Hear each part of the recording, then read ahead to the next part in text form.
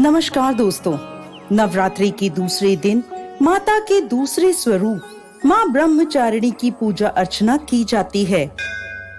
ब्रह्म का अर्थ है तपस्या और चारिणी का अर्थ है आचरण करने वाली। इस अनुसार ब्रह्मचारिणी का अर्थ हुआ तप का आचरण करने वाली। माता ब्रह्मचारिणी ने भगवान शंकर को पति के रूप में प्राप्त करने के लिए घोर तपस्या करी थी। इस तपस्या के कारण माता को तपस्चारिणी ब्रह्मचारिणी नामों से जाना गया। इनका स्वरूप अत्यंत तेजमय और भव्य है। श्वेत वस्त्र पहने, दाहिने हाथ में जप की माला लिए और बाएं हाथ में कमंडल धारण करे हुए इनकी पूजा करने से साधक का मन स्वाधिष्ठान चक्र में स्थिर होता है। अपने पिता दक्ष प्रजापति द्वारा किए गए भोलेनाथ के अपमान से क्रोध में आकर योगाग्नि में भस्म होने के बाद माता सती ने पर्वत राज हिमालय के घर पुत्री के रूप में जन्म लिया। यहाँ उनका नाम पार्वती या शैलपुत्री रखा गया। जब पार्वती बड़ी हुई, ब्रह्मा जी के मानस पुत्र देवर्षि नारद ने उन्हें दर्शन दिए और उन्होंने पार्वती जी को बताया कि यदि वह तपस्या की राह पर चलें, तो अपने पूर्व जन्म के पति भगवान भोलेनाथ को वो पति के रूप में प्राप्त कर सकती हैं। नारद मुनि के उपदेशानुसार भोलेनाथ को पति के रूप में प्राप्त करने के लिए पार्वती जी ने घोर तपस्या करी। उन्होंने 1000 सालों तक केवल फल और फूल खाकर तपस्या करी। फिर 100 सालों तक केवल साग खाया।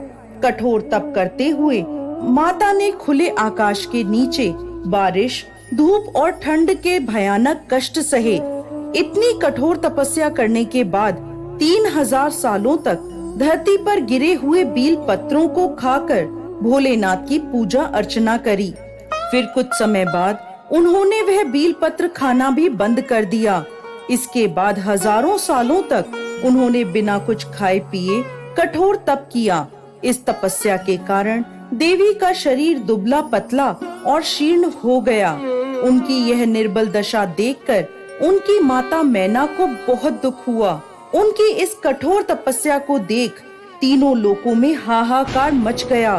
सभी देवता, ऋषि और पुण्य आत्माएं माता की तपस्या की प्रशंसा करने लगे।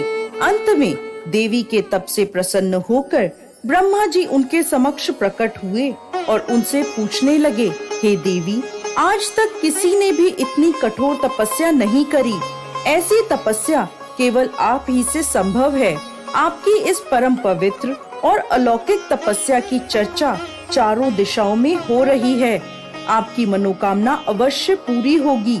आपका विवाह भगवान शिव शंकर से ही होगा और वही आपको पति रूप में प्राप्त होंगे।